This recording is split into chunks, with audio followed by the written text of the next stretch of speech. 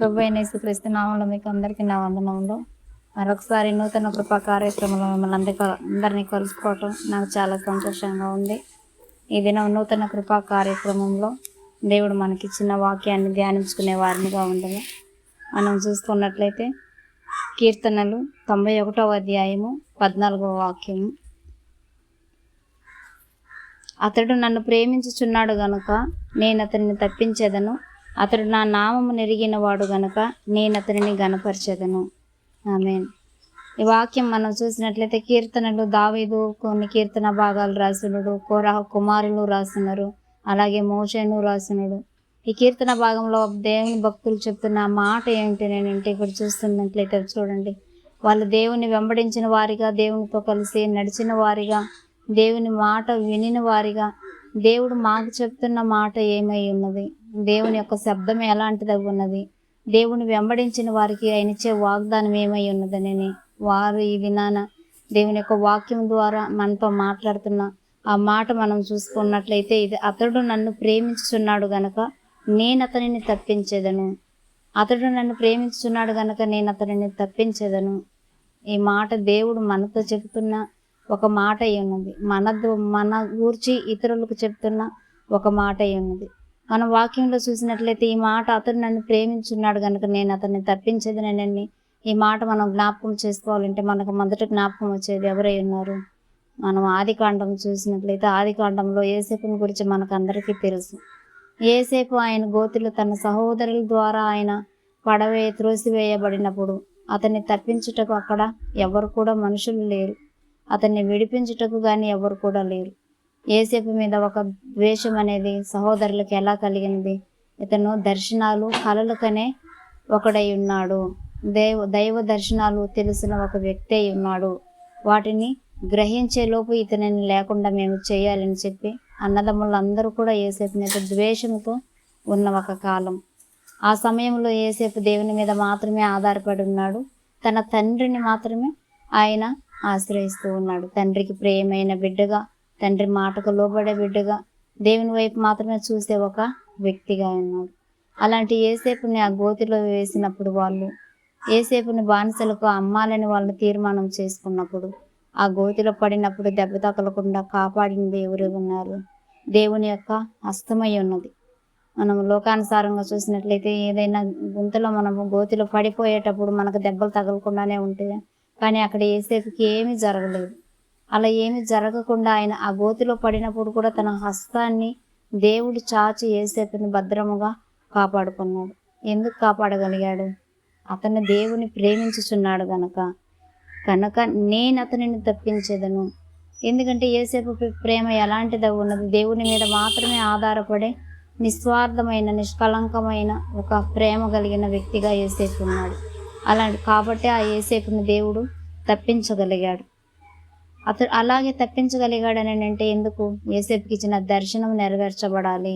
యోసేపు పట్ల దేవుని చిత్తము, దేవుని ప్రణాళిక ఏదైతే ఉన్నదో అది అతని నిందకు బదులుగా గణపరిచే దేవుడు తోడై ఉన్నాడని, ఆ దేవుని ప్రేమించిన వారికి ఎన్నటికీ కూడా సిగ్గుపరచబడే స్థితి రానివ్వని దేవుడుగా ఆయన ఉన్నాడని సమస్త లోకం ఎరిగే రీతిగా ఏ సహోదరులైతే యోసేపుని అవమానపరిచి గోతిలోకి తోసివేయబడ్డారో ఆ సహోదరులని యోసేపు ద్వారానే పోషించాలి, ఐగుప్తు బానిసత్వం నుండి వారిని విడిపించాలి, ఆ కుటుంబం అంతయు ఆశీర్వదింపబడాలి, ఆ కుటుంబానికి దేవుడిచ్చిన వాగ్దానం నెరవేర్చబడాలని చెప్పి దేవుడు ఎవరిని? ఆయన్ని ప్రేమించే ఒక యోసేపును మాత్రమే ఏర్పరచుకున్నాడు. కాబట్టి యోసేపు తప్పింపబడ్డాడు, ఆ గోతిలో నుండి కూడా విడిపింపబడ్డాడు. అలాగే రెండో విధంగా మనం చూస్తున్నట్లయితే చూడండి, అతడు నా నామము ఎరిగిన వాడు గనక నేను అతనిని గనపరిచేదను. ఆమేన్. అతడు నా నామం ఎరిగిన వాడు గనక నేను అతనిని గనపరిచేదనని ఉంది, కానీ అతడు బాప్తిసం తీసుకున్నందువల్ల నేను అతన్ని గనపరిచేదనని ఉందా? లేదంటే అతను ప్రతిరోజు మందిరానికి వెళ్తున్నందువల్ల నేను అతన్ని గనపరిచాను అనేమన్నా వాక్యం ఉందా? లేదంటే అతను పెద్ద సేవకులు అయినందువల్ల, సేవకురాళ్ళు అయినందువల్ల వారిని నేను గనపరిచేదనని వాక్యం ఏమన్నా ఉన్నదా? లేదు. అక్కడ మన వాక్యం చూస్తే ఏముంది? అతడు నా నామం ఎరిగిన వాడు గనక నేను అతనిని గనపరచదని. ఆయన నామం ఎవరైతే ఎరిగి ఉందరో, ఆయన నామము గొప్పదని, ఆయన నామము మంచిదని, ఆయన రక్షించే దేవుడని, అన్ని నామముల కంటే మేలైన ఆయన నామము చాలా ఘనమైనదని ఎరిగే రీతిగా, ఆయన నామము కంటే ఘనమైన ఆయన వాక్యం ఎంతో ఉన్నతమైనదని వాగ్దానం ఇచ్చిన దేవుడు నమ్మదగిన దేవుడని ఎవరైతే నమ్మదురో, ఎవరైతే ఆయన వైపు చూసేవారిగా ఉందరో, ఎవరైతే ఆయన నామము ఎరిగే వారిగా ఉందరో వారిని నేను గణపరచదని ఉంది. మనం చూసుకున్నట్లయితే కొత్త నిబంధనలో కొర్నేలిని మనం చూసినట్లయితే కొర్నేలి దైవ దాసుడని ఏమన్నా ఉందా, దైవ సేవకుడు అని ఏమన్నా ఉందా, లేదంటే విశ్వాసి సంఘాలకు వెళ్ళేవాడని ఏమన్నా ఉందా? ఏమీ లేదు. కొర్నేలి ఒక అన్యుడిగా ఉన్నాడు. కానీ ఆయనకి దేవుని పట్ల, ఆయన నామం పట్ల ఎంతో గౌరవము, ఎంతో భయము, ఎంతో భక్తి, ఎంతో లోబడే ఒక స్వభావము ఉన్నందువల్ల ఆయన నామం ఎరిగిన ఒక వ్యక్తిగా కొర్నేలి ఉన్నాడు. అలాంటి కొర్నేలిని దేవుడు విడిచిపెట్టక అతను నా నామము ఎరిగిన వాడు గనక నేను అతనిని గణపరిచెదను. అలాంటి కొర్నేలి దేవుని వద్దకు దేవుడే కొర్నేలి వద్దకు తన సేవకుడైన పేతురుని పంపి రక్షణ పొందుకునేటట్లుగా, ఆ కుటుంబం అంతా రక్షింపబడేటట్లుగా దేవుడు చేశాడు. కాబట్టి ఏంటంటే నన్ను గణపరచువానిని నేను గణపరచదనని దేవుని వాక్యం ఉంది. ఈ కొర్నేలి ఎప్పుడు కూడా దేవుని గణపరుస్తున్న ఒక వ్యక్తిగా, ఆయన నామము గొప్పద ఉన్నది, ఘనమై ఉన్నదని నేను చెప్పి ఆయన నామముకు తగిన ఆ రుచిని ఎరిగిన ఒక వ్యక్తిగా, అలాగే యెహోవా ఉత్తముడనే రుచి చూసి తెలుసుకొనిడని ఉన్నది కదా, ఆ రుచి ఆయన చూశాడు గనక ఆయన నామము ఎల్లవేళలో కూడా ఆయన నామము ఎరిగిన ఒక వ్యక్తిగా, ఆయన నామం మీద ఆధారపడి ఆనుకొని ఆశ్రయించే ఒక వ్యక్తిగా ఉన్నాడు. కాబట్టి ఆ కొర్నేలి కుటుంబానికి అంతటికి కూడా కొర్నేలిని బట్టి రక్షణ వచ్చింది. కాబట్టి ఆ కుటుంబం ఇప్పుడు కూడా కొర్నేలి విషయానికి వచ్చినట్లయితే కొర్నేలి ఒక దైవ సేవకుడని కానీ, లేదా కొర్నేలి బాప్తిసం తీసుకొని ఒక సంఘాలను నడిపే వ్యక్తి అని కానీ, కొర్నేలి పెద్ద ఒక బోధకుడని కానీ ఏమన్నా ఉన్నదా? లేదు. అతను నా నామము ఎరిగి ఉన్నాడు కనుక నేను అతనిని గణపరచదను. కాబట్టి ఈ దినాన దేవుని నామము ఎరిగిన మనము దొంగలుగా మారుతున్నాము, కానీ అన్యులు దేవుని నామము ఎరగని వారు కూడా యేసయ్య అంటే గొప్ప దేవుడు, మంచి దేవుడు అని చెప్పి ఎంతో భయభక్తులు కలిగిన వారిగా ఉన్నారు. కాబట్టి మనల్ని బట్టి ఆయన నామం అవమానపరిచే వారిగా కాక, ఆయన నామము ఎరిగిన వారిగా, ఆయనని మనము గణపరిచే వారిగా ఉన్నట్లయితే తప్పక ఒక దినాన దేవుడు మనల్ని గణపరిచే ఒక దేవుడై ఉన్నాడు. కానీ మనం చేయాల్సినది ఏమై ఉన్నది? ఆయన నామము ఎరిగిన వారిగా మనం ఆయన వైపు చూస్తూ ఆయన మీద ఆధారపడి ఆయన్ని ఆశ్రయించినట్లయితే ఈ లోకం అనే గోతిలో నుండి ఆయన మనల్ని తప్పించే ఒక దేవుడై ఉన్నాడు. ఆయన మనల్ని తప్పియాలంటే మనం ఎలా ఉండాలి? ఆయన మనల్ని ఎప్పుడు ప్రేమించే దేవుడుగానే ఉన్నాడు.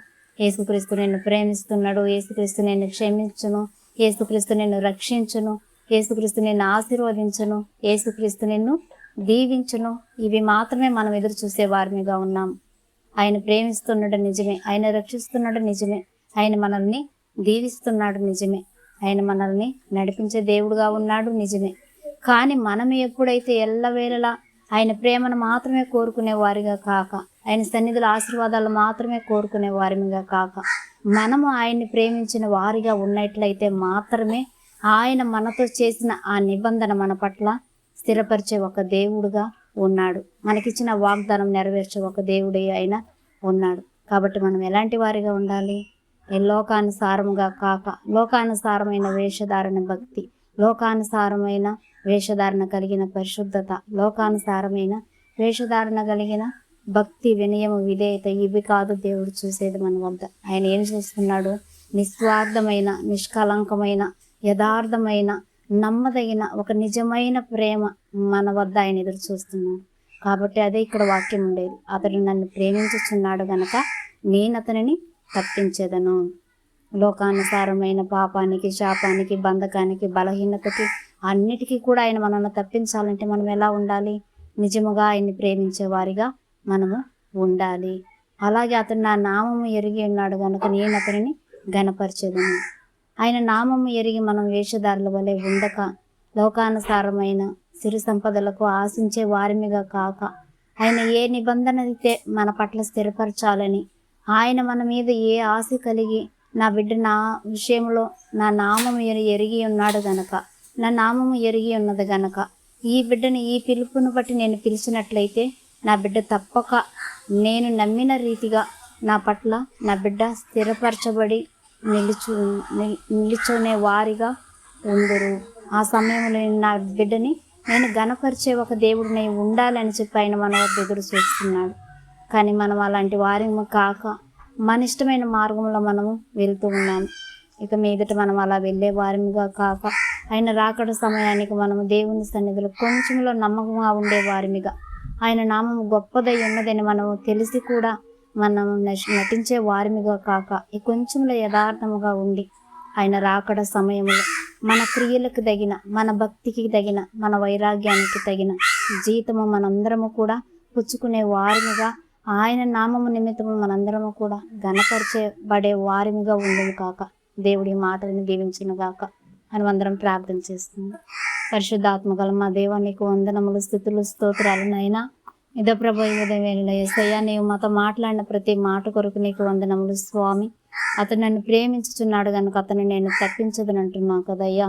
నిన్ను ప్రేమించే వారిగా స్వామి, లోకం నుండి తప్పింపబడే వారిగా ప్రభువా అయ్యా, మా పట్ల నీ చిత్తము, నీ ప్రణాళిక అయ్యా ఏదైతే ఉన్నదోనైనా అది నెరవేర్చగలిగే వారిగా స్వామి నీ వైపు చూచుటకునైనా ఈ లోకం అనే పాపంలో నుండి అయ్యా, గోతిలో నుండి మమ్మల్ని పైకి లేవనెత్తమని ప్రార్థిస్తున్నాను స్వామి.